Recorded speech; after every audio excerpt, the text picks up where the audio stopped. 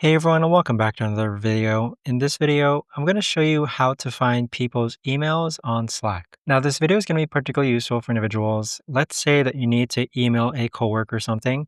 How do you actually go ahead and find their email on Slack? Now, this video is going to be short, sweet, and simple, guys. There's not going to be a lot of steps involved.